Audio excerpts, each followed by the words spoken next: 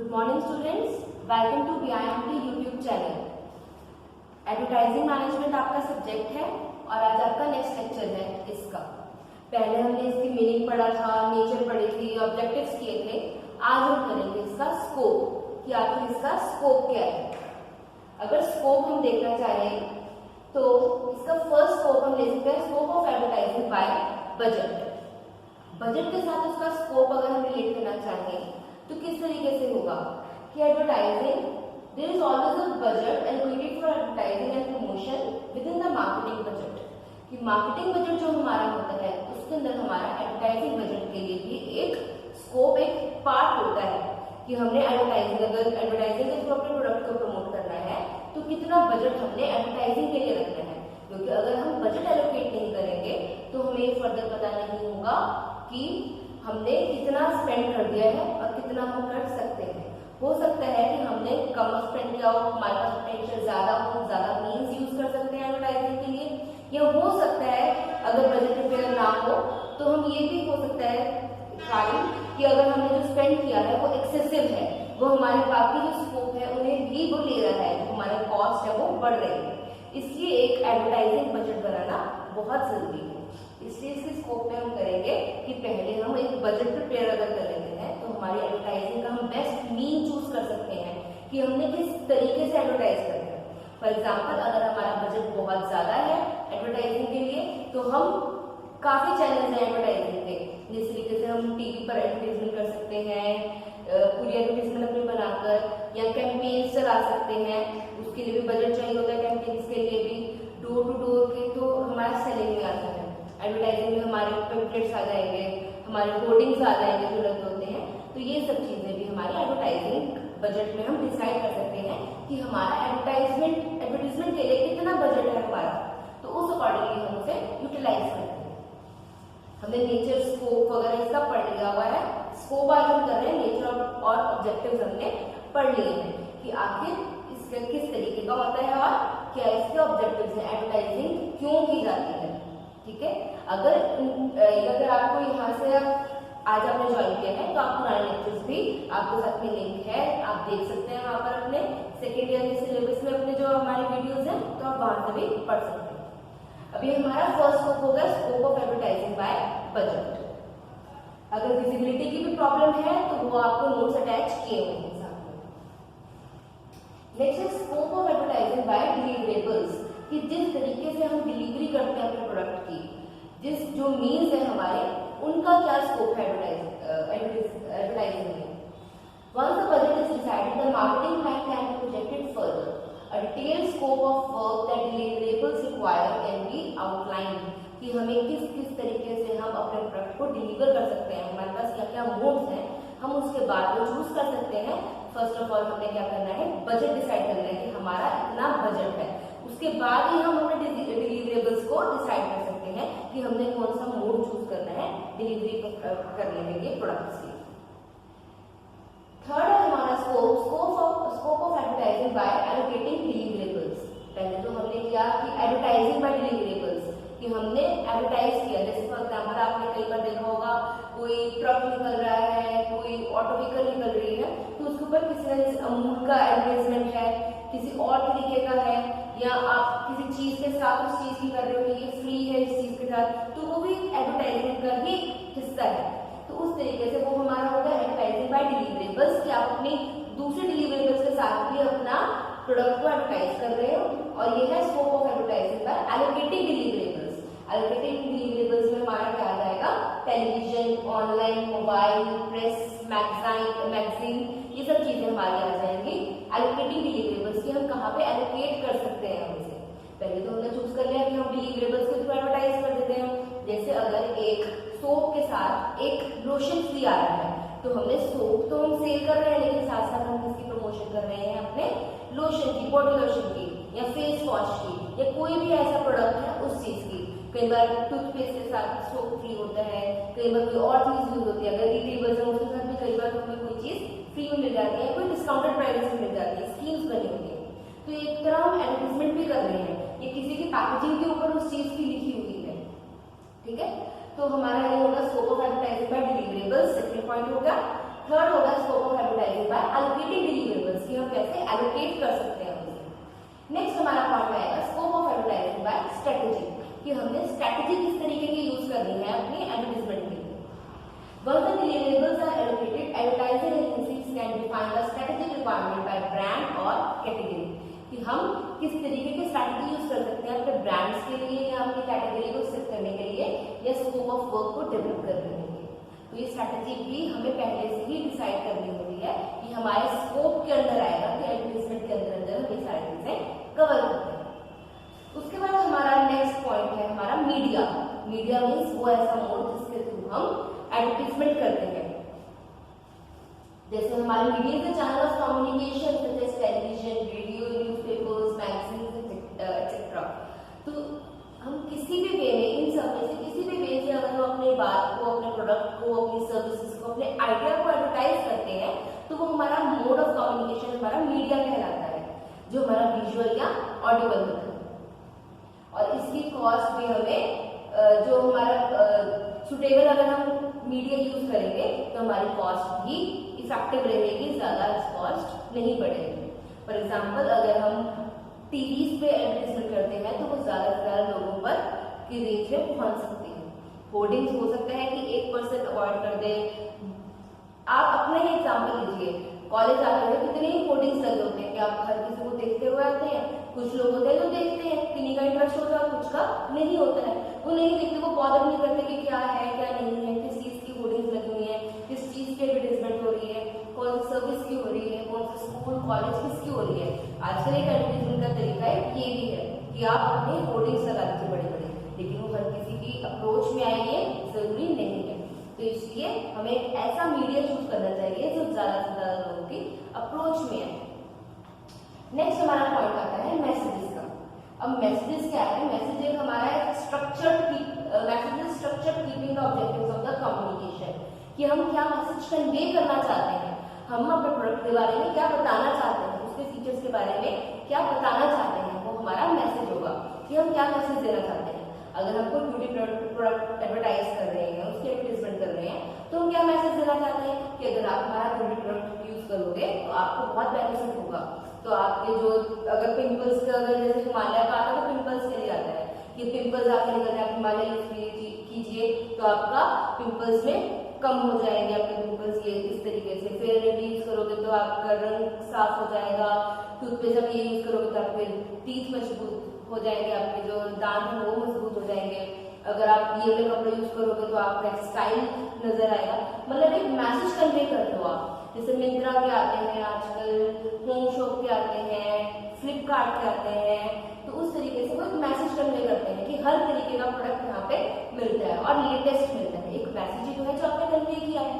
तो एडवर्टाइजमेंट का स्कोप क्या है? वो मैसेजेस को कन्वे करते हैं हमारे। उसके बाद हमारा एडवर्टाइजर कैन बी मैन्युफैक्चरर और डिस्ट्रीब्यूटर। और ये हमारा एडवर्टाइजर जो हमारा है मैन्युफैक्चरर ऑफ द प्रोडक्ट भी हो सकता है कि जिसने प्रोडक्ट बनाया है, या डिस्ट्रीब्यूटर भी हो सकता है जिसके पास एजेंसी है अपने प्रोडक्ट को डिस्ट्रीब्यूट करने के लिए। अगर उसे लगता है कि मेरे अगर एडवर्टाइज करने से मेरे प्रोडक्ट ज्यादा सेल आउट होंगे तो डिस्ट्रीब्यूटर भी एडवर्टाइज कर सकता है। जरूरी नहीं कि सिर्फ मैन्युफैक्चरर या ओनर ही एडवर्टाइज करे, डिस्ट्रीब्यूटर भी एडवर्टाइज कर सकता है। और it can be voluntary agency, की कोई भी अपनी मर्जी से भी कर सकती है उस चीज को प्रमोट, वो आइडिया को, सर्विसेज को प्रमोट कर सकती है। जैसे हमारे इंडिया के जितने भी मेन हमारे मोटिव्स होते हैं इंडियन गवर्नमेंट के, वो गवर्नमेंट ऑफ इंडिया हमारे प्रोड्यूस करते हैं। किसी भी एड के बाद कि धूम्रपान का सेवन कम करें तो नीचे गवर्नमेंट ऑफ इंडिया का आ जाता है, सफाई को और ध्यान दें, ये कीजिए, मतलब उस तरीके से जल बचाओ तो ये स्वच्छ गंगे अभियान, तो नीचे आ जाता है कि हाँ ये हमारा एडवर्टाइजर है, ये गवर्नमेंट ऑफ इंडिया की है, उत्तर प्रदेश सरकार की तरफ से है, सारा हमारा मेंशन होता है। मतलब एक बड़ी पब्लिक अथॉरिटी भी इसे एडवर्टाइज कर सकती है। He helps the people understand the merits and demerits of his product. वो हेल्प कर सकता है कि उसके फायदे और नुकसान हमें पता चल सके। जैसे म्यूचुअल फंड्स के लिए एडवर्टाइजमेंट आती है, उसमें वो एडवर्टाइज तो कर लेते हैं, लेकिन वो साथ में क्या करते हैं कि म्यूचुअल फंड में निवेश करना मतलब रिस्क के अंदर आता है, कि वो आपको रिस्क भी कवर करना पड़ेगा। आप उसके फायदे तो बता दिए, लेकिन ये नुकसान भी बता दिया कि अगर आप यूज करते हो तो उसमें रिस्क भी है, कोई भी चीज है उसमें रिस्क भी है।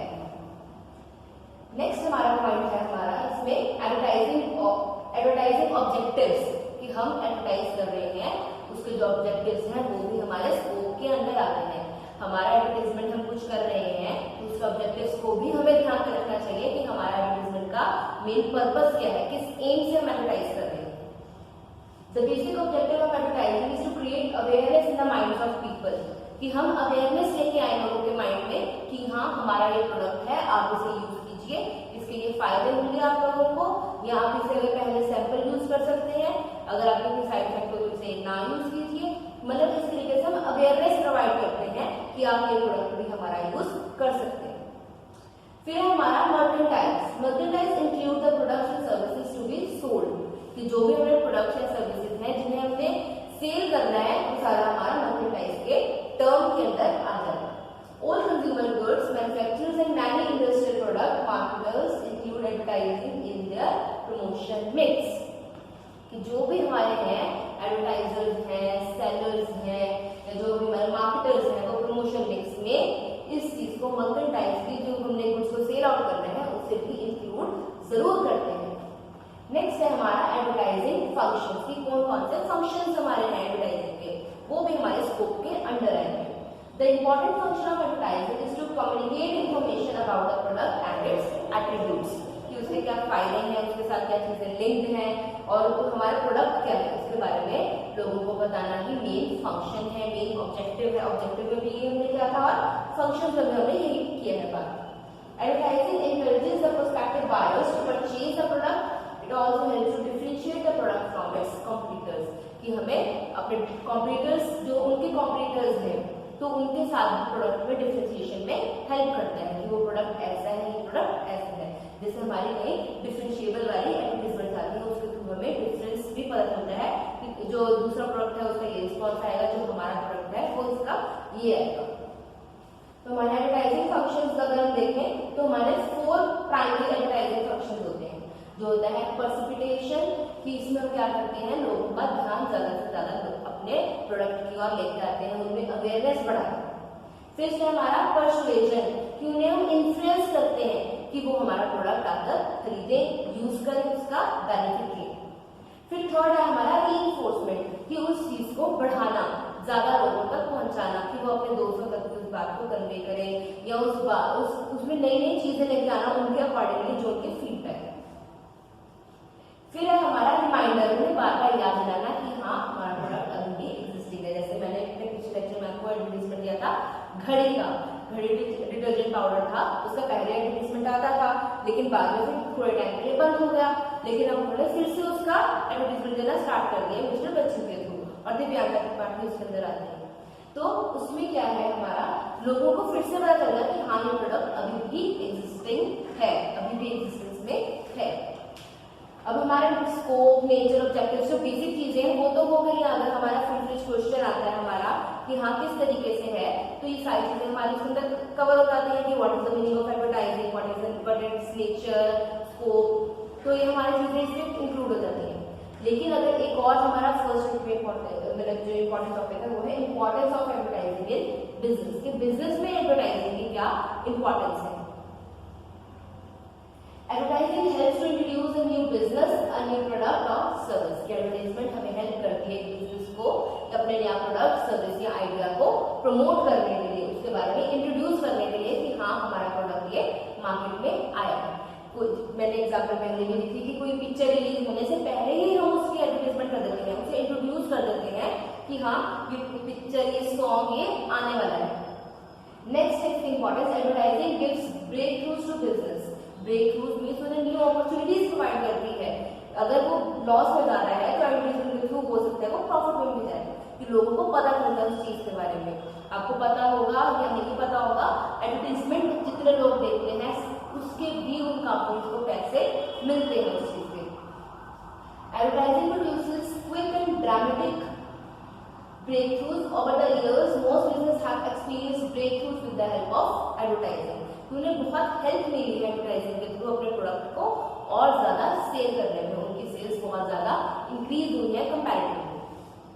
फिर हमारा नेक्स्ट टॉपिक है it helps to create awareness about a business or product, की अवेयरनेस हमें पहले तो अपने पॉइंट है इंट्रोडक्शन, कि कि लोगों को हम इंट्रोड्यूस करते हैं कि हमारा ये नया प्रोडक्ट या नई सर्विस या नया हमारा कोई आइडिया जनरेट होने वाला है, हम इस चीज की ओर ध्यान देंगे। तो जैसे आजकल गवर्नमेंट का मेन आ रहा है मेड इन इंडिया, कि आप अपने कंट्री में ही प्रोड्यूस करें चीजों को और उन्हें वहीं पर सेल कीजिए, बाहर की चीजों को एक्सपोर्ट ना करें, इम्पोर्ट ना करें। तो इस तरीके से हमारा पहले तो इंट्रोडक्शन का पॉइंट था। अब थर्ड हमारा इंपॉर्टेंस है कि अवेयरनेस पता चलती है। अवेयरनेस पहुंचाने में भी बिजनेस की हेल्प करती है एडवर्टाइजिंग, कि हाँ ये प्रोडक्ट इस तरीके की सर्विसेज प्रोवाइड कर रहा है। Advertising is done over a particular period of time, so it makes people constantly aware of the product or the business। की लगातार किसी चीज की एडवर्टाइजमेंट आने से तो हमें पता चलता है, अवेयरनेस पता चलती है कि हाँ इस तरीके से है। जैसे हमारा कोई जो हमारे होते हैं डाई वाले जो होते हैं एड्स वगैरह, तो उसमें प्रॉपरली इंस्ट्रक्शंस दी होती हैं कि हेयर कलर आप इस तरीके से कर सकते हैं। उसका भी सिंपल उन्होंने एक टैगलाइन दे दी है, काटो भूनो और लगा लो। इस तरीके से उन्हें क्या है कि बस आपने उसे कट करना है, उसे मिक्स करना है और फिर अप्लाई कर लेना है। तो उन्होंने एक प्रॉपरली उन्हें अवेयरनेस भी प्रोवाइड कर दी, उन्हें मैसेज भी दे दिया और सब कुछ कन्वे भी कर दिया कि हाँ हाँ आप हमारा प्रोडक्ट इस तरीके से यूज कर सकते हो। आपको इंस्ट्रक्शंस भी अगर आप किसी को नहीं पढ़नी आती, क्योंकि इंग्लिश में लिखी होती पीछे, हो सकता है कि जो लोग यूज उसे कर रहे हैं उसे नहीं पढ़नी आती है कोई मतलब, तो उसे इस तरीके से आप देख कर भी आपको पता चल सकता है। मैगी की एडवर्टाइजमेंट आती है, आपको देख कर पता चल जाएगा कि हाँ आपको बस खोलना है, पानी बॉईल करना है, उसके अंदर डालनी है, वेजिटेबल्स डालनी है, मसाला डालना है और जब पानी डिजॉल्व हो जाएगा तो आपका प्रोडक्ट रेडी है। इंस्ट्रक्शंस भी लिखी होती है उसके बारे में। तो क्या है, अवेयरनेस उस चीज के बारे में बताना कि हाँ इस तरीके से उस चीज को यूज कर सकते हो और बताना कि हाँ ये प्रोडक्ट आपके लिए बेनिफिशियल है। Next is it helps consumers to differentiate products, differentiate करने में हेल्प करता है। तो अगर हम किसी चीज की लेते हैं मैगनीज और अगर हम KFC की एग्जांपल लें, दोनों में आपस में कंपेयर करें, कई एड्स होते हैं उसमें दिखाते हैं कि हाँ ये KFC का है, ये उसका है, उसका स्टफिंग ऐसी है, उसका रेट ऐसे है, तो हमें हेल्प करती है। अगर आप दो एडवर्टाइजमेंट कॉन्टिन्यूसली देख लोगे तो आपको पता चलेगा कि हाँ उसका प्राइस ये है, इसका प्राइस ये है, वो इस तरीके से काम करता है, वो इस तरीके से काम करता है। लेकिन अगर आप एक ही एडवर्टाइजमेंट में उसे देख लो तो आपको ज्यादा उसका डिफरेंशिएशन पता चलता है। जैसे टाइड की ऐड आती है, उसके अंदर साफ आपको दिखाते हैं कि हाँ ये आपने दूसरा यूज किया, ये हमारा यूज किया, तो हमारे को एकदम साफ हो गया प्रोडक्ट, हमने अपना प्रोडक्ट यूज किया। वैनिश का आजकल आ रहा है, तो उसका भी उसमें भी आपको डिफरेंशिएट करके बता रहे हैं कि हाँ ये इस प्रोडक्ट का यूज किया, आपने कुछ नहीं हुआ, लेकिन हमारा प्रोडक्ट यूज किया तो बहुत अच्छा रिजल्ट आया। टॉयलेट क्लीनर का आ गया कि अक्सर उसे साफ करके तो नहीं साफ हो रही है, लेकिन आप हार्पिक से यूज कर रहे हो तो एकदम साफ हो गई है, या कोई और कंपनी का यूज कर रहे हो तो उससे साफ हो गई है। मतलब उन्हें डिफरेंशिएट करके बता रहे हैं कि किस तरीके से हमारा प्रोडक्ट कॉम्पिटिटर्स के प्रोडक्ट से बेहतर है, बढ़िया है। Next is it helps to promote and convince consumers about a company, product or service. इसका मेन और इम्पोर्टेंस क्या है कि हेल्प करती है कन्विंस करने के लिए कि जो कंपनी का प्रोडक्ट है या सर्विस है वो बेटर है दूसरों से। जैसे अगर हमारा कोई बहुत अच्छा सेलिब्रिटी, बहुत बड़ा सेलिब्रिटी किसी चीज को प्रमोट करता है, जैसे म्यूचुअल फंड्स को आजकल ज्यादातर क्रिकेटर्स प्रमोट कर रहे हैं, तो हमें लगेगा कि हाँ वो कन्विंसिंग पावर उनमें है कि वो उन्हें कन्विंस कर सकते हैं कस्टमर्स को, बिजनेसमैन को ये लगता है। और आपको भी ये लगता है कि हाँ सचिन कर रहा है एडवर्टाइज, धोनी कर रहा है, तो यानी ये प्रोडक्ट सही ही होगा, उन्होंने यूज किया है, चाहे उन्होंने यूज किया हो ना किया हो, लेकिन एडवर्टाइजमेंट तो ये शो होता है ना कि हाँ उन्होंने ये चीज यूज की है और उन्हें बहुत अच्छा रिजल्ट आया, तो वो आपको फिर बता रहे हैं। तो इस तरीके से हम उन्हें कन्विंस कर सकते हैं एडवर्टाइजमेंट के थ्रू बिजनेस के लिए, इसलिए इसकी बहुत इंपॉर्टेंस है। नेक्स्ट हमारा पॉइंट है it helps to promote and convince consumers about a company, product का सर्विस।